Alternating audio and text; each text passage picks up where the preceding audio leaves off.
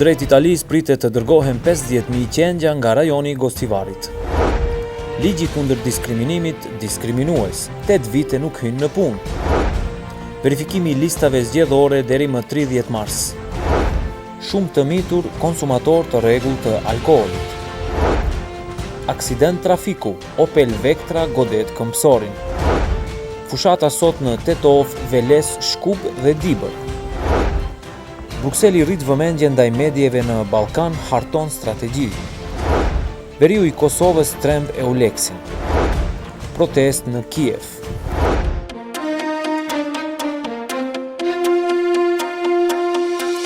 Ky është edicioni i lajmeve në TV2. Me ju në studio, Agim Mustafaj. Përshëndetje teleshikues të nderuar, jeni me edicionin e lajmeve këtu në TV2. Sapo ndoqët titujt e ngjarjeve kryesore që shënuan ditën e sotme. Me to mëngjersisht si dhe me shumë informacione tjera nga vendi dhe bota, do t'ju njoftojmë menjëherë pas një bloku të shkurtër marketingu. Na ndiqni.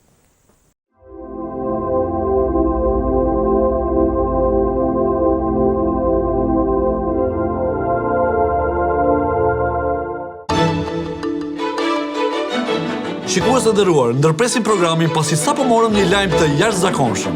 Sot patëm rastin e veçantë të jemi dëshmitar të bisedave më të gjata telefonike në histori. Ndodhemi para shtëpisë së Besit, i cili foli non-stop në telefon 6 ditë, 23 ore, 55 minuta. E pabesueshme njerëz. Ja si duke Besi para dhe pas bisedave maratonike. Tani Besi drejt tek berberi. Kjo nuk ka ndodhur asnjëherë. Po kisha shumë me fol. Me kë fole? E mora akanin T-Mobile. Pastaj e thirra edhe e donën Luan. Gjysha ishte në VIP. S'kisha fol një muaj. Fola me krejta vetëm për 73 denar për krejt javën. Asnjë denar më shumë. Ishte smendëri, fola me krejt, ma lirë se kur. Nga burimet e afërta me Besin mësuam se vetëm me Albafon bisedon falas me krejt gjithë javën. Sa t'ju doj shpirti. Biseda ama bash fal. Aktivizo pakon për vetëm 73 denar dhe fol sa ta do shpirti me të gjitha rrjetet fikse dhe mobile në vend. Paku fi gjithë javën. Vërtet 0 denar për çdo thirrje. Ma lirë se me cingru. Fol shqip, Albafon. Po bre vlla, 73 dinar. Kaq.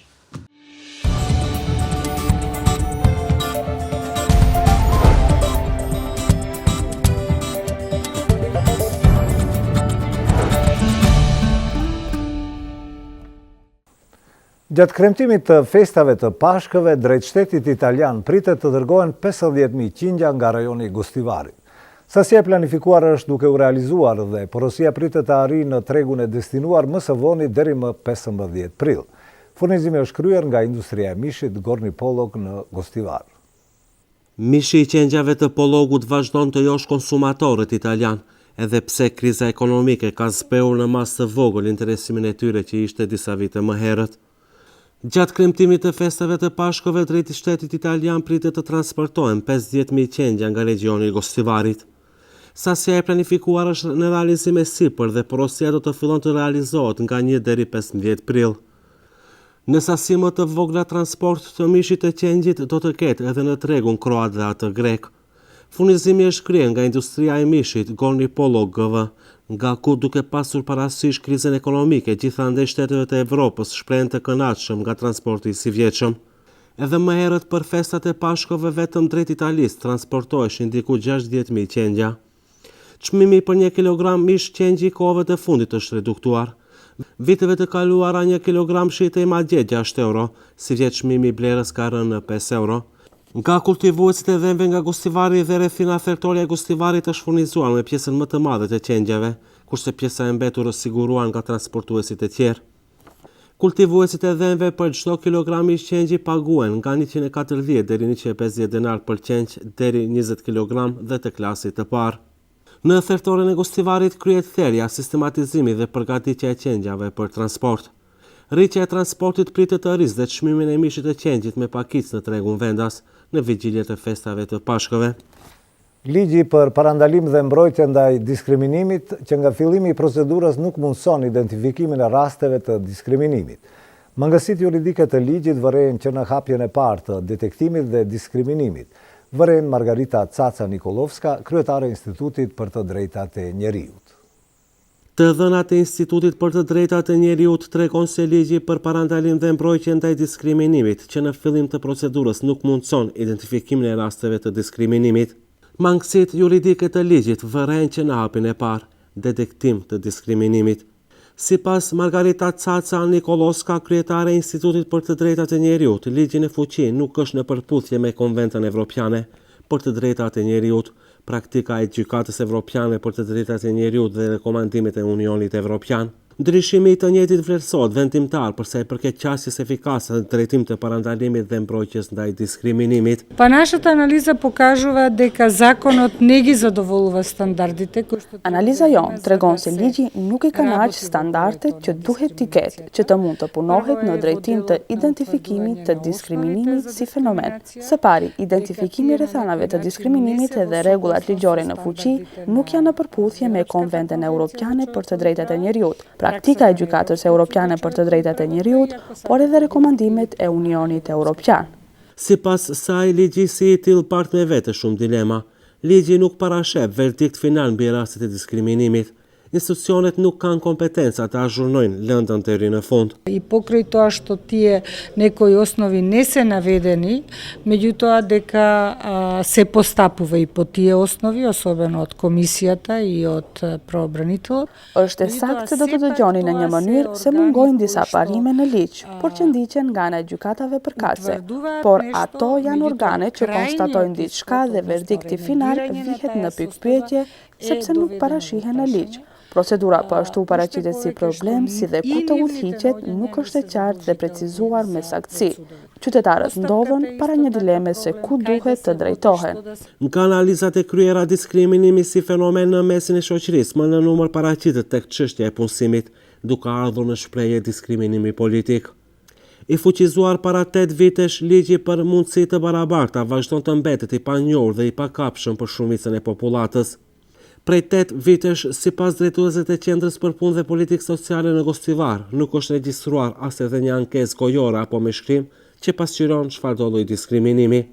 Me ligjin për mundësi të barabarta që është miratuar para 8 vitesh, ndalohet diskriminimi në bazë gjinore në sektorin publik dhe privat, në trajtim të arsimit, punësimit dhe elementeve të tjera sociale.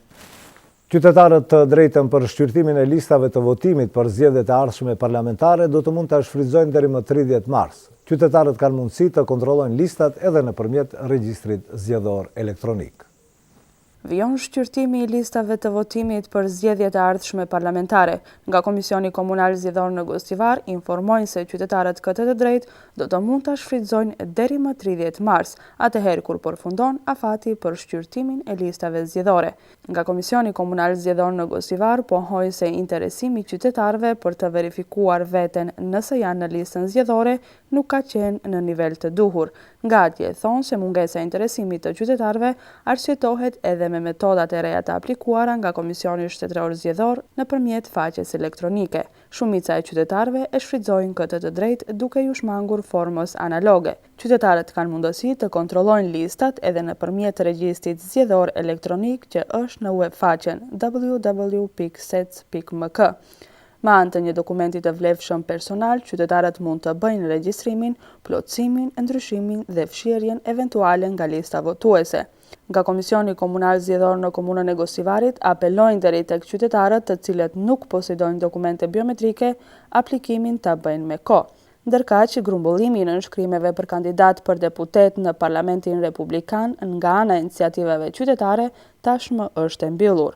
Para fillimit të shqyrtimit të listave zgjedhore për zgjedhjet presidenciale, numri I votuesve ishte 77.107 votues. Me plotësimin e fundit, ky numër ka arritur në 77.112 qytetar me të drejtë të vote. Në zgjedhjet e parakohshme parlamentare nuk pritet të ketë ndonjë ndryshim sa I përket numrit të trupit votues, për shkak se shqyrtimi I listës së zgjedhore për zgjedhjet presidenciale u bë jo më larg se 3 javë.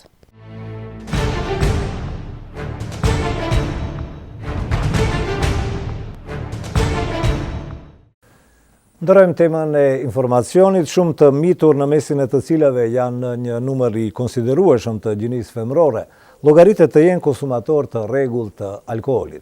Organet e rendit kanë paralajmëruar sanksione të ashpra për objektet që do të ofrojnë alkool për të rinjt, por edhe për prindërit që nuk bajnë llogari se ku i kanë fëmijët.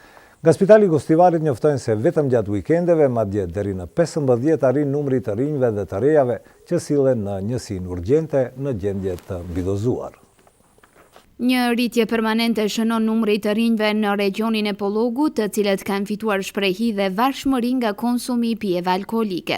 Këto fakte i konfirmojnë jo vetëm nga sektori i punëve të brendshme, por edhe nga Spitali i Gostivarit. Selim Çerkezi, mjek në njësinë urgjente, thotë se ai edhe vet ka qenë dëshmitar ku gjatë ndërrimeve të natës janë sjellur të rinj apo të mitur të mbidozuar me alkool. Ai zbulon se fatkeqësia bëhet akoma më e madhe kur mësojmë se viteve të fundit kemi një numër të madh të gjinisë femrore konsumatore të pijeve alkoolike.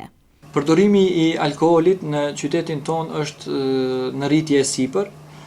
Ne si njësi urgjente kemi vënë re që përdorimi i alkoolit bëhet nga të rinjt.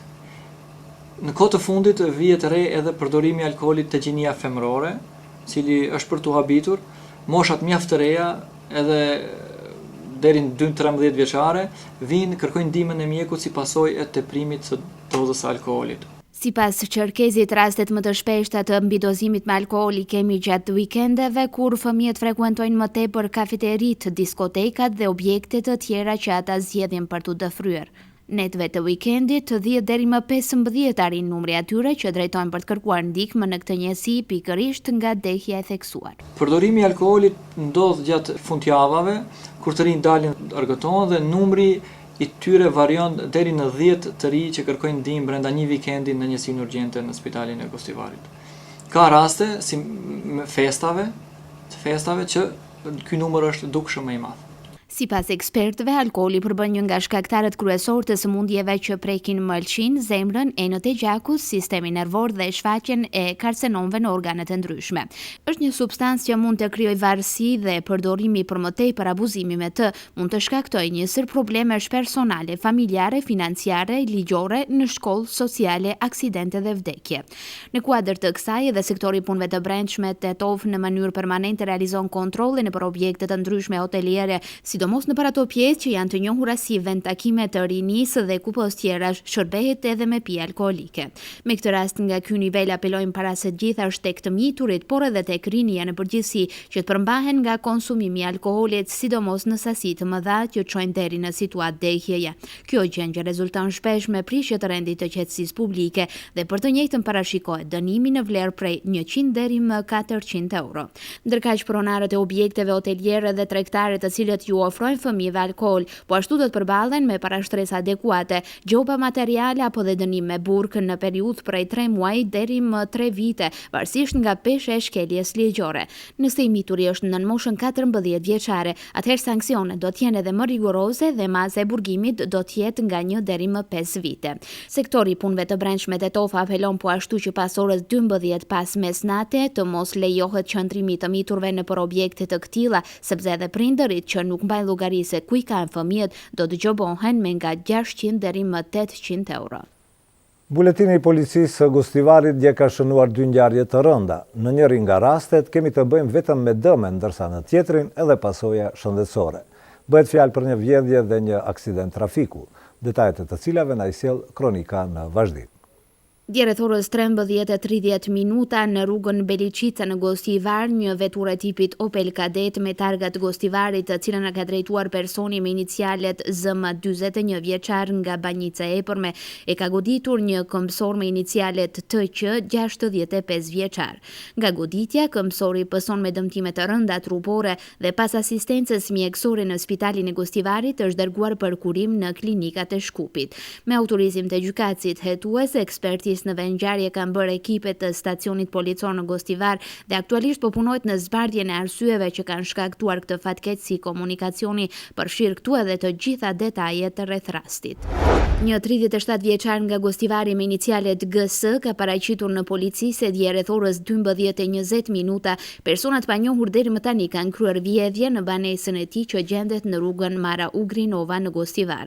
Hajnët me forcë kanë hapur derën dhe kanë kontrolluar banesën në tërësi, pas çka kanë marrë një laptop me të gjitha pajisjet shtesë, një tablo dhe një fotoaparat digjital. Pasi që kanë kryer aktin, hajnat kanë ikur në drejtim të panjohur. Shuma e dëmit material vlerësohet të jetë rreth 25.000 denar, ndërkohë që organet kompetente kanë bërë ekspertizë në vendin e ngjarjes dhe aktualisht po punohet në kapjen e autorëve dhe vendosjen e tyre para drejtësisë. 2 ditë para përfundimit të afatit për regjistrimin e personave të papunë, Fondi për Shëndetësi informon se 127.083 nga gjithsejt 243.085 janë regjistruar. Fondi apelon deri te personat e papunësuar që të regjistrohen për të mos mbetur pa kartonet e kaltërt për mjekim. Sipas fondit, numri më i vogël i papunëve është regjistruar në Shkup 29.550, pastaj në Tetov 20.655, Kumanov 14.157 dhe në Gostivar 11.534.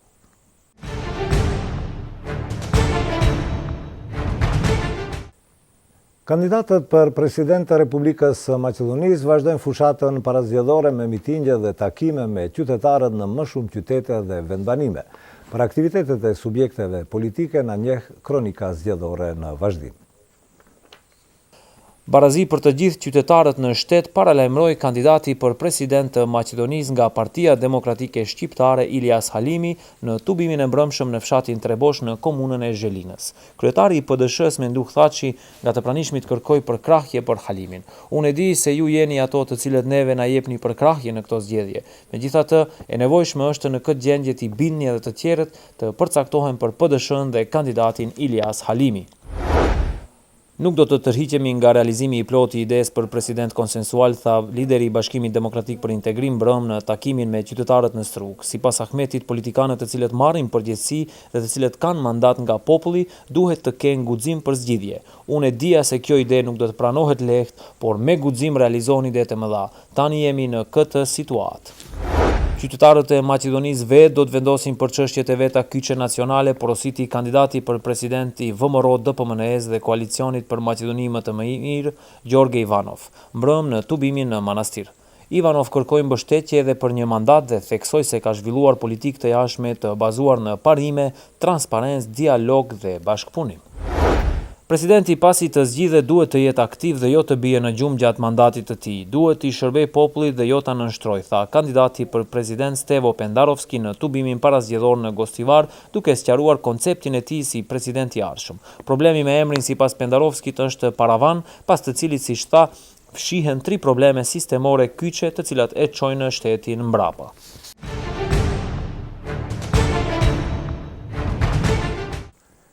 Partitë politike deri të shtunën në mesnat duhet të dorëzojnë listat për deputet në Komisionin Shtetëror të Zgjedhjeve për zgjedhjet e parakohshme parlamentare.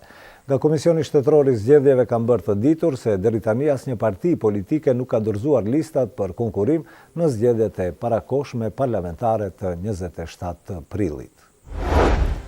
Brukseli rrit vëmendje ndaj medieve në Ballkan, harton strategji. Veriu i Kosovës tremb Euleksin. Protest në Kiev. Informacionet jo zyrtare flasin se Komisioni Evropian po përgatit një strategji për mbrojtjen e lirisë medieve në vendet që pretendojnë antarësim në Bashkimin Evropian. Sipas raportimeve nga Brukseli, pjesë e kësaj strategjie do të jetë krahas shteteve të tjera edhe Maqedonia. Të ndjekim bllokun e lajmeve nga Maqedonia.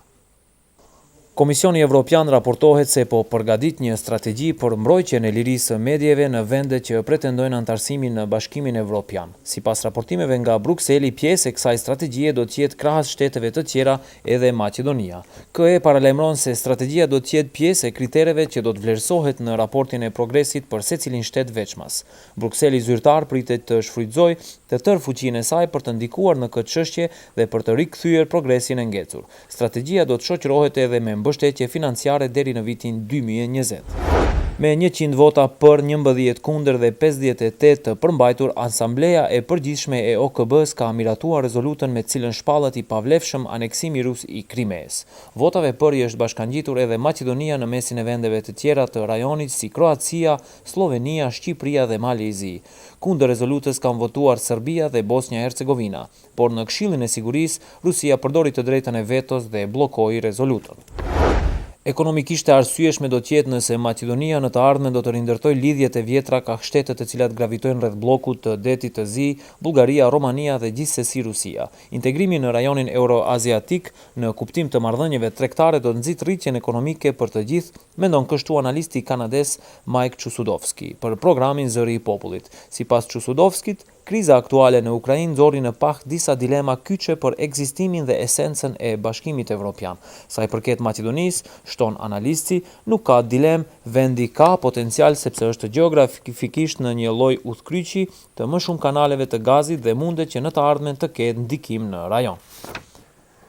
Këshilli radiodifuziv guvernatori i Shteteve të Bashkuara të Amerikës ka propozuar në projekt buxhetin për vitin 2015 ndërprerjen e serviseve ballkanike të radios Zëri i Amerikës. Projekt buxheti parashen ndërprerjen e plot të serviseve në gjuhën shqipe, maqedonase, bosnjake, kroate dhe serbe, por jo vetëm, sepse propozimi përfshin shkurtimin e serviseve edhe të gjuhëve të tjera të botës.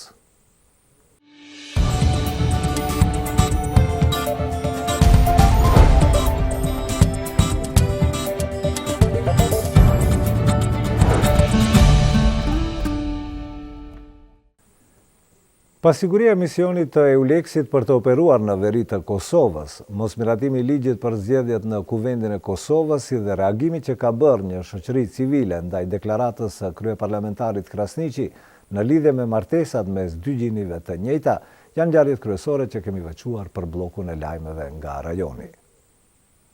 Asnjë sitet e EULEX-it nuk ndihen të sigurta që të dalin në veri të Kosovës, edhe ato kanë frikë që të operojnë në atë zonë. Kështu një sit i këtij emisioni ka refuzuar urdhërin për mbastisjen e një banese në Zubin Potok, që thuhet se i përket një të dishuari për vrasjen e policit kosovar Enver Zymberaj. Bëhet e ditur se prokuroria në Mitrovic ka kërkuar sqarime nga drejtuesit e njësisë së EULEX-it për shpërfillje të urdhërit, por kanë marrë një përgjigje të tipit: nuk kemi ardhur të vdesim në Kosovë. Kuvendi i Kosovës në mungesë të forumi ka shtyer seancën ku do të diskutohej për ligjin për zgjedhjet. Kjo është shtyrja e parë që do të ndikojë në shtyrjen e zgjedhjeve kombëtare, për të cilat ishin marrë vesh Isa Mustafa dhe Hashim Thaçi. Në fakt, Thaçi dhe Mustafa ishin marrë vesh që ligji për zgjedhjet të votohej më së largu në gjysmën e muajit mars, ndërkohë që as 2 javë më vonë nuk arriti të kalonte në Kuvendin e Kosovës. Organizata për të drejtat e njeriut ka reaguar ndaj deklaratave të kryetarit të Kuvendit të Kosovës, Jakub Krasniqi, i cili pat thënë se martesat mes gjinisë së njëjtë janë e keqja e demokracisë. Këtë organizata thonë se ai që do të duhet të mbrojë Kushtetutën e Kosovës ka gabuar rënd duke i radhitur edhe arsyet e tyre për këtë reagim.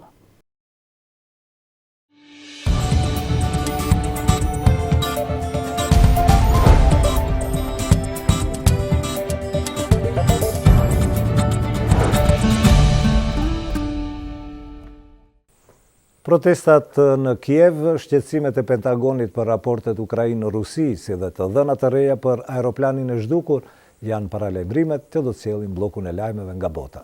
Na ndiqni gjatë minutave në vazhdim. Presidenti i përkohshëm i Ukrainës Oleksandr Turchinov akuzoi ultranacionalistët e sektorit të drejtë për destabilizimin e situatës në vend. Aktivistët e këtij grupi bllokuan ndërtesën e parlamentit në Kiev dhe thyen dritaret.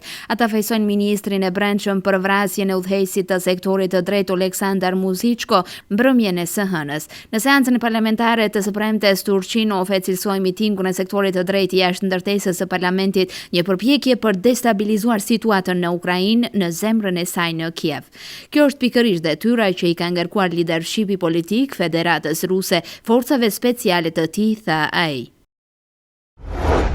Pentagoni thot se nuk ka të dhëna që trupat ruse të grumbulluara në afërsi të kufirit me Ukrainën po kryejnë manovra rutinë ushtarake dhe se grumbullimi i tyre nuk ndihmon as pak për uljen e tensioneve në rajon. Ministri rus i mbrojtjes i ka thënë sekretarit amerikan të mbrojtjes gjatë një bisede telefonike se trupat po kryenin manovrat e pranverës dhe ai e siguroi homologun e tij amerikan se ato nuk do të kalonin kufirin. Sekretari amerikan i mbrojtjes tha se prania e tyre në kufi me Ukrainën i shkallzon më tej tensionet dhe rrit paqëndrueshmërinë.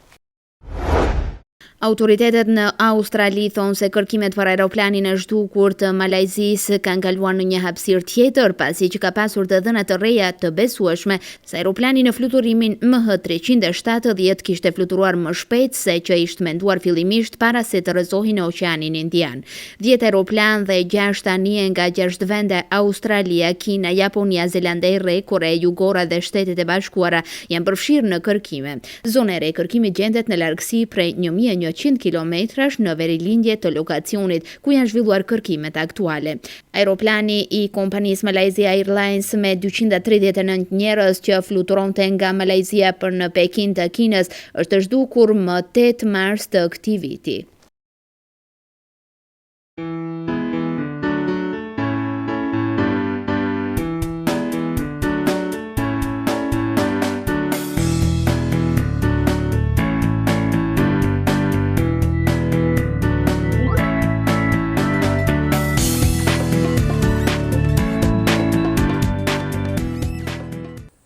Të shikues të nderuar, ishte kjo e tëra që përgatitëm për këtë edicion informativ. Unë ju falenderoj për vëmendjen me të cilën na ndoqët. Takohemi sërish në edicionet e radhës. Deri atëherë, bashkë, mirupafshim.